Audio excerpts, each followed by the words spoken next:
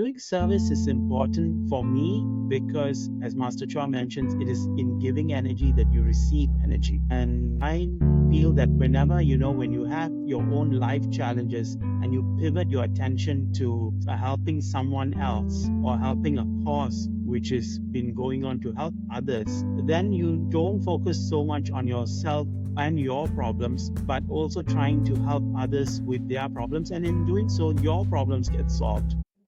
Namaste, everyone. Welcome to the Pranic Healing podcast. On this episode, the topic of inspiration is spreading the teachings of pranic healing through service. And our esteemed guest today is Raj Nair. Raj is a certified pranic psychotherapist serving Southeast Asia and Singapore. And Raj has an extensive history and experience in pranic healing. So I'm so happy for Raj to be here today. So please welcome Raj. Hey, Dr. Jason, good to have you. Atma Namaste. Namaste. And, it's been such a pleasure to speak with you and communicate, in this process of setting up the podcast, Raj. And, I think the inspiration for this topic really came about, again, our exploration in setting up this conversation. And, before I begin, for the audience, Raj, how did you kind of get inspired to become part of pranic healing? Because the work that you're doing nowadays is so, again, the one where I describe it is so inspired, where you're doing so much service. But how did that first get started for you? Okay, so I actually am a designer, a fashion designer by profession. I studied in Italy and I worked partially between Italy and Singapore and later on India and Thailand. So around 2008, my dad had passed on and I was sort of in limbo, like trying to find myself and also my professional self as well as my personal self. And I think it was during that period of time that I had sort of met my friend who just living nearby to where I am. And she said, have you ever heard of pranic healing? There is this lady, she does pranic healing, would you be interested to just try it out? I said, yeah, at this point, I'll just give it anything a shot. And she did she was trying to do a healing for me for prosperity. And it was sort of like going on and off. And it went well, but I wasn't also not too convinced. Um, and this, and then like a couple of months after that, she was saying, there is this talk in the Center for Inner Studies in Singapore. Why don't you come for it? And I went for one of the sessions and I sort of enjoyed it. And I initially just came into the center as a volunteer, like whenever they needed some help with decorations or whatever, I would do it. And later on, the center manager then said, would you be interested in taking up any of the courses? I said, sure. And the first course that I actually attended was Master Choa's Achieving Oneness with the Higher Soul. And when I took it, I took the class. I appreciated the class, but I didn't understand the impact it would have on my life. Then, like several months down the road, the next class that happened was the basic pranic healing class. And again, the center manager was asking, would you be interested in taking it? And I said, sure. But the minute I took the class, it just felt like it's something that I had done before. So it was basic, Master Choa's basic pranic healing, then advanced pranic healing, and pranic psychotherapy, and all the other classes in Singapore. Was just preparing for the Singapore convention then. And I was roped in to be a volunteer, and things just started to go very quickly from there. And yeah, I kept practicing. I kept doing healing on myself, and I actually enjoyed the healing. I went for lots of healing camps, and that's how the whole healing journey started. I still maintained working for myself as a designer. I did uniforms for hotels, but at the same time, I would volunteer as a, healer during healing camps. In 20, am I rambling on too much, Jason? Is this okay? No, this is perfect. I'll just kind of jump in right in here because it's so amazing because the theme of this podcast is inspired action to service. And it's so interesting what I hear from your story. It sounds like you were volunteering at the center for decorations before you even took the course.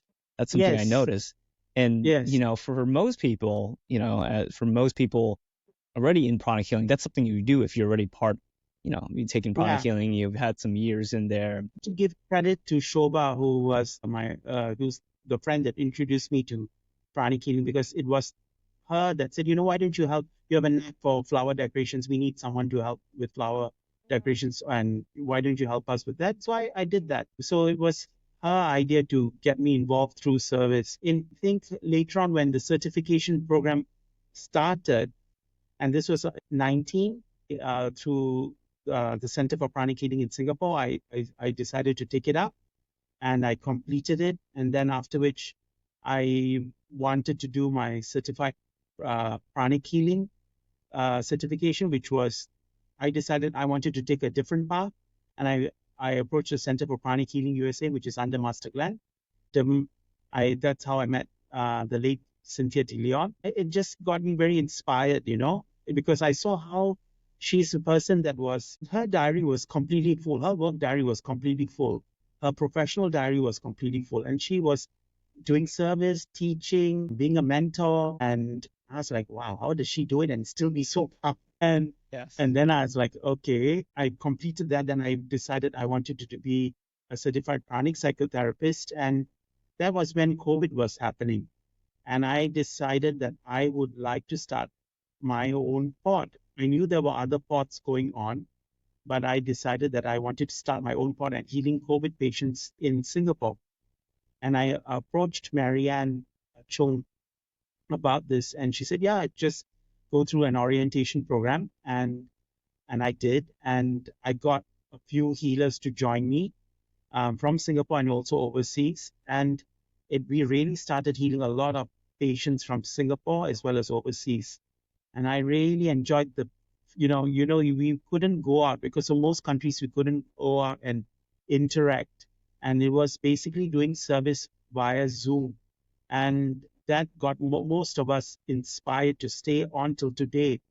We don't call it the COVID pod because we obviously don't want to be stuck by that label. We just call it the healing pod. And we do service still, but now our focus is shifted to children with autism or on the autism spectrum. Wow, that's so beautiful there. That the evolution of again service. It sounds like since starting off in the beginning, like I mentioned, just helping out with decorations to leading this healing pod, which was so pivotal, during COVID, and now transitioning to what it sounds like working on people with autism, right? Which is definitely an area Children of great with need. autism. Yeah, yeah, children with autism.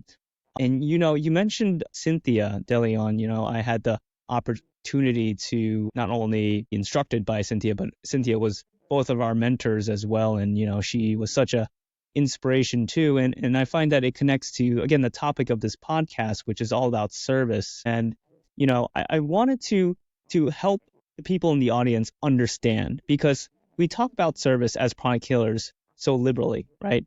But for the folks that don't understand, well, why are you guys talking about service so much? Why is it so important? Raj, from your experience, can you help us understand, for those not familiar with pranic healing, why is doing service so important, and why is it, I guess, so natural for you now? Doing service is important for me because, as Master Choa mentions, it is in giving energy that you receive energy. And I feel that whenever, when you have your own life challenges and you pivot your attention to helping someone else or helping a cause which has been going on to help others, then you don't focus so much on yourself and your problems, but also trying to help others with their problems. And in doing so, your problems get solved. I think before this, just before you started the podcast, I mentioned to you that I do help to raise funds for an orphanage in Thailand. And this was going on since 2014. And I really, really, really have to credit Master Chua and mentioning Pillar 4, which is service and tithing, because had he not mentioned that, I would have been going to Thailand for my frequent visits just to have food and entertainment and be social with friends and not even think along the lines of service. In 2014, there was a major flood that happened in Thailand. This had gone all the way onto Bangkok. And when Master Chua was talking about service, I was always inspired to try and find an outlet to help an orphanage. But I couldn't find something in Singapore. Orphanage in Thailand, and I found this orphanage. And I was telling my friend, we go to Thailand very often. We should try and do something for the Thai people. And he said, sure, we are going for a few days. Why don't you try and raise funds? And I will try and raise funds. And within like a span of a week or week and a half, both of us managed to raise total of 3,500 or $3,000 to bring to the orphanage. And I remember the face of the director of the orphanage. She was like, you have no idea how much this money is going to help me for my children. Because, when they get donations, it's basically donations like diapers, rice, things that can't really be used to pay for your bills and medicines for the children and for the upkeep of the orphanage of the, you know. But the money that we had given her, she was almost teary eyed. And I remember that face and I was like, I would like to continue. I'm not sure how I can continue, but I would like to continue. And I didn't make a commitment to her, but I did make it internally with myself. And through my friend Shobha, who introduced me to pranic healing, we went in and we started doing the monthly donations. Later on, she's decided she wanted to do something else, and I just continued forward with it. And we've gone on to raise funds every month for this orphanage. And this orphanage is a wonderful thing. This is where they are being very selfless. They can be focused on receiving money and just focusing it on the running of the orphanage. But this is an orphanage which goes of out of the art territory, which is Bangkok, and they look out for schools which are run by refugee kids, and who have to walk 10 kilometers back and forth to just attend school from their homes. And sometimes through this orphanage, we also try and raise funds for bicycles, so that the kids can go from their home to safely to school, and also help to run errands for their parents if needed. So that has been going on. But I always try to tell my donors, who I have a strong base of donors here in Singapore, that let's keep the orphanage as the principal focus and the donor bicycles as a secondary focus. And to get back to why it's important, because when I do this and I notice how things in my life have changed, when I do service, it automatically, I don't want to talk about karma because I don't know where karma begins and I don't know where karma ends. But I just noticed that things there's always a helping hand for me, when I need it or when I'm feeling a little bit lost. There's always an helping hand. And I'm sure this has something to do with the service that's being done. Yeah, wow. When you say that, Raj, I'm just imagining these kids, instead of walking 10 kilometers, right, and actually biking 10 kilometers, which is a lot easier. I mean, I can't even imagine walking 10 kilometers. That's like more than 6 miles, just to go, to and from school. So, that's such a really deeply touching, story. And the efforts that you've continued for, it seems like, over 10 years, which to your point, you said you remember that woman's face, how deeply touched she was with the money, right? And not just physical donations of food or medicines like that. So, I totally understand where you're coming from, because, I think those moments are very priceless, and those opportunities only come from doing service out of your heart. It's almost like you're getting paid to do it, but it's so rewarding in so many different ways. And like you said, pillar number 4, which is service and tithing, in part of Master Choa's Arhatic Yoga, which is basically character development.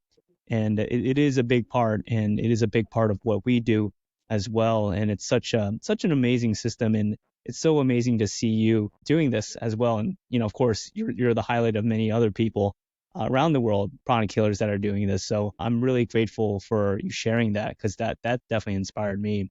And you spoke about why we do service, right? And you talked about karma, right? And again, karma is something we do talk about in pranic healing in terms of the healing sense, right? Sometimes we understand that physical diseases might have a certain component related to karma, but also, like you mentioned, when you're struggling in life, right? When you have some big challenges going on, instead of, just working on yourself and like healing yourself and just trying to get yourself better, it seems like almost the faster way to do it is also to incorporate service.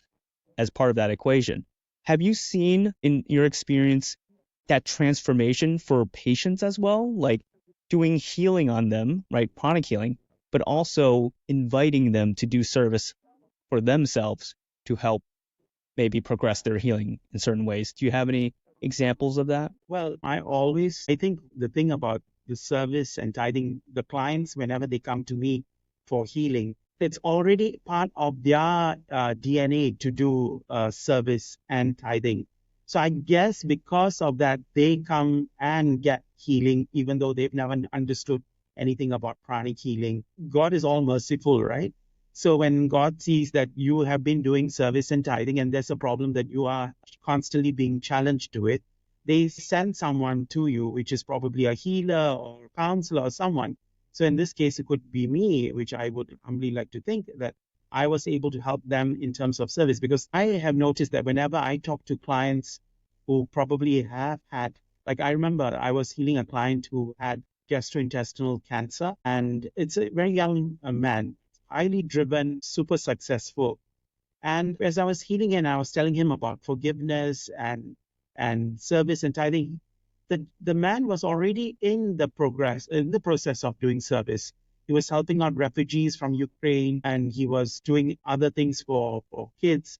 So he was already in the process of doing service. And then I think I just would like to think that the avenue of healing, which was pranic healing, came about to him. So most of the people that I have been lucky to be working with have had service already in their DNA. Yeah, and that's always, I mean, that's almost the preferred way, right? When you can have people, have patients, have clients come to you and they already have this mindset of thinking, of being open and already Yes. practicing service or tithing.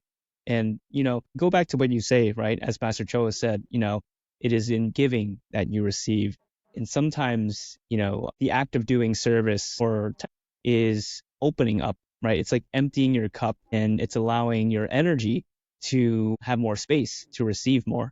And that's something so important because it really puts the teachings to practice, right? Because we talk about energy, and energy can be very invisible, right? It's not tangible, and it's something almost hard to believe that it can work for new people. But when you add on service, right, it's almost something natural too, that they can feel like, okay, even though I got this healing, but I'm doing this outside of it and it feels good. It feels good to my body. I feel fulfilled, right? I feel like that also, like you mentioned, it's like, oh, God is all merciful and there's a healer named Raj, but also I'm doing this for myself. And it feels like things continue to flow and get better.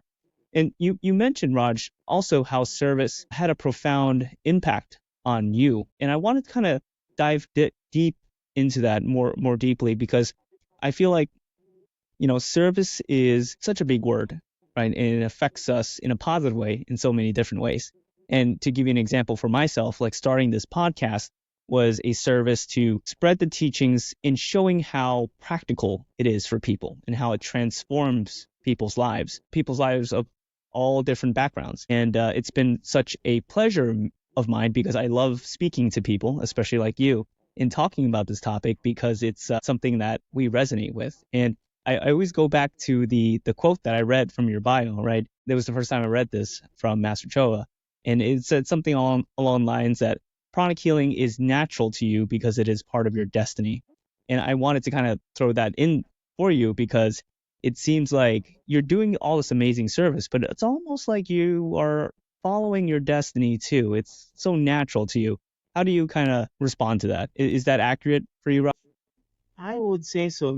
Many times when like for example, the pod, which was started for COVID, in Singapore, there wasn't an avenue to do service at that time because we were all restricted to being at home, right?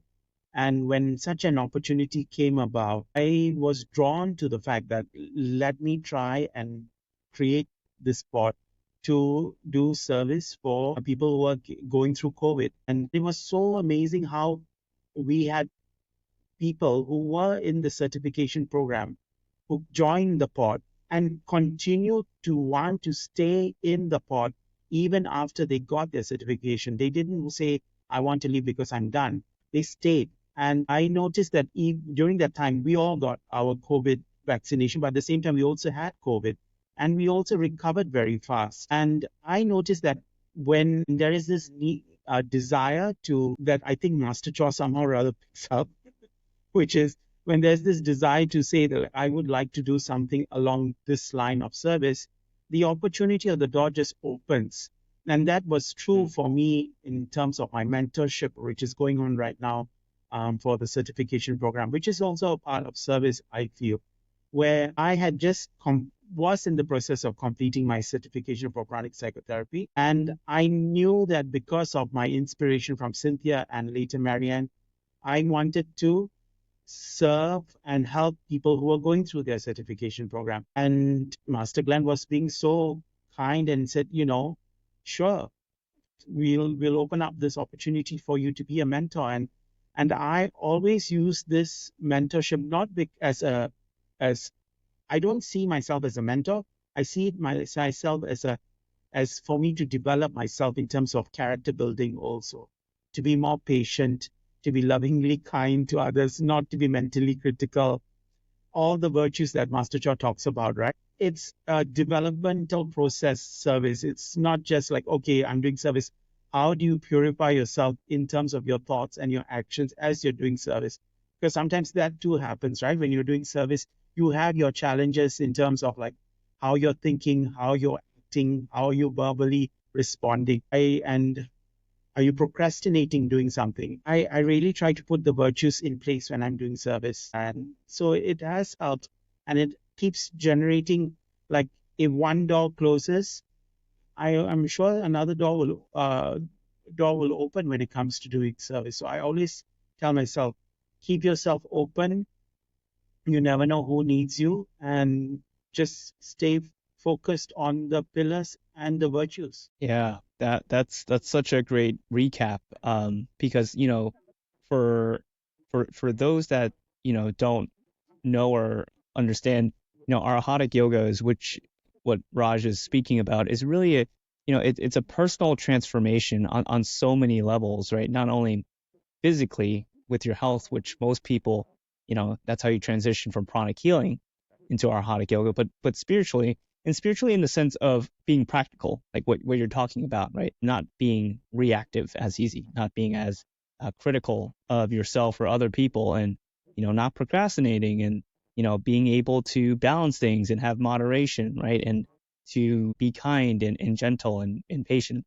And these things are so it's what so many religions talk about and so much different faiths, spiritual practices talk about. And, I'm so grateful for Master Choa's system because he puts it in such a practical way where you don't have to be a monk in the mountain to dive deep and to grow from this. You can still keep your lifestyle, still keep your job, and you can still experience the transformation as well. And it sounds like from your case, it's been that way for a while, and that's very very inspiring. I agree, Dr. Jason, because what I love about Master Choi's modality is it's a problem solving modality. It's not just about healing. When there is a problem, ask yourself what it is that you think you could have done better.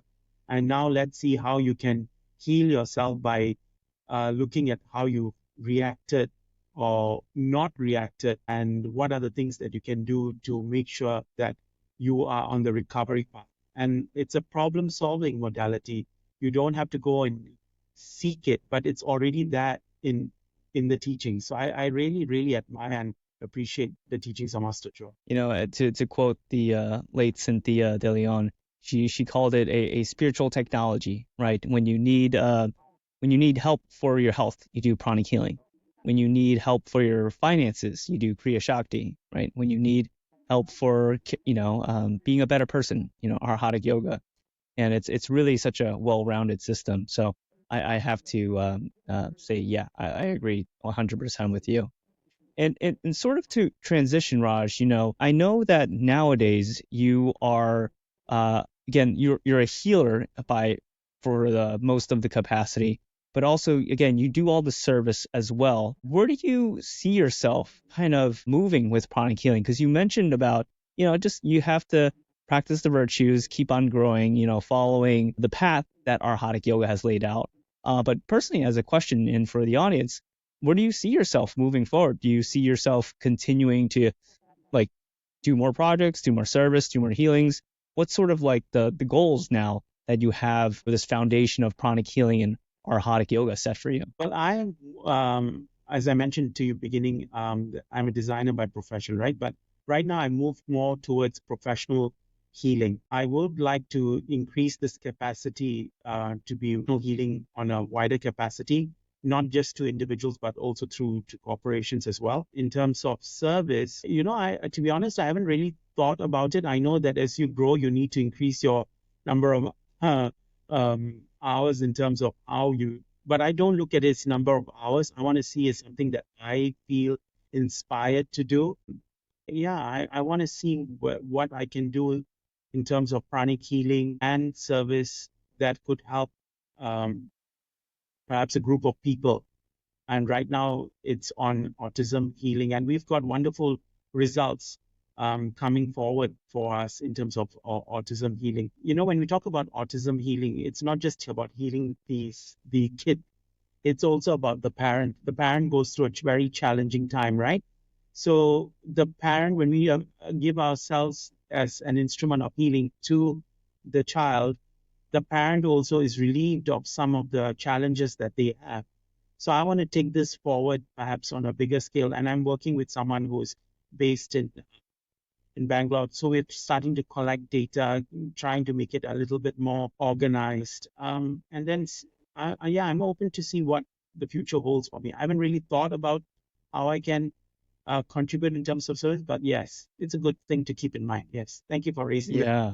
No, no, and it was the next, question for me, but I love what you're doing, especially with the work with the autism kids. And you bring up a really important point, right? A lot of people think that, it's just the kids that are struggling, but, who's watching over the kids? It's the parents, right? And so much of the stress, the anxiety comes from that part. And I'm so grateful to hear that because, I can only imagine the amount of work and energy it takes to care for a child, with special needs. And it's amazing. It sounds like you're doing some great work and part of the Chronic Healing Research Institute, and we always try to, document these cases in a formal way so it can come out as an evidence-based case study or case series that just bolsters chronic healing. So I'm really grateful to hear that. It sounds like you guys are kind of working on that, organizing that together. So it's been such a lovely conversation with you, Raj. I mean, just listening to you speak about your journey and the amazing service that you've been doing is really deeply heartfelt for myself and inspires me to do better my own part in my own projects.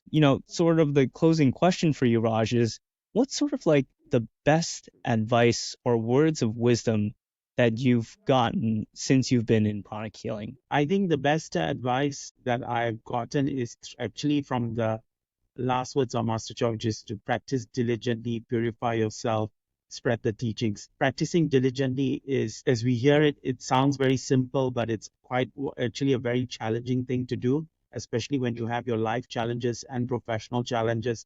And to make sure that they set every period of time for yourself to practice diligently, whether it be in terms of healing, in terms of a meditation, in terms of your arhatic practice, that is super, super important. Purifying yourself, as Master Chua says, it's all about you, because when you change the energy within you, you change the energy of your surroundings and the people around you.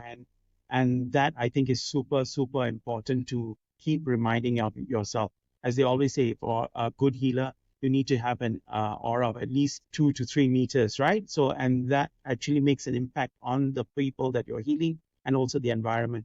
And then spreading the teachings, because I think as simple as it sounds, what can you do every day to spread the teachings? Whom can you talk to, or whom can you impact about spreading the teachings? And I think these are things that we need to keep reminding ourselves. These were the words of our teacher, Master Choa Kok Sui. And as we remind ourselves, we can try to do better and improve ourselves as well. Wow, could not have said that better myself, Raj. Really, practice diligently, purify yourself, and spread the teachings, right? Which is, again, Master Choa's last words.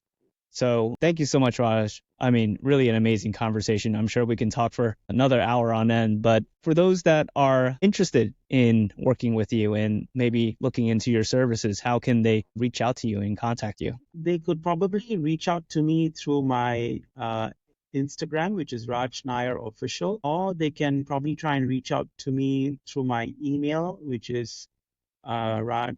I mean, I can share that with you later Yes, and we privately. will have this linked in the description on all the platforms. So, yes, so on Instagram and email, it sounds like. Yeah. Okay.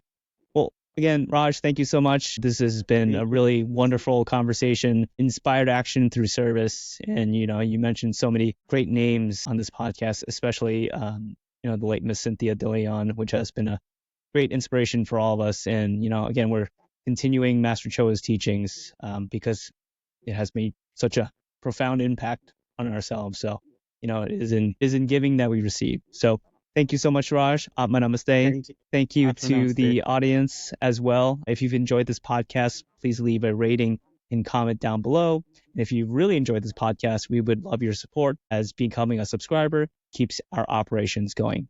So until next time, take care, and we hope to see you in the next podcast.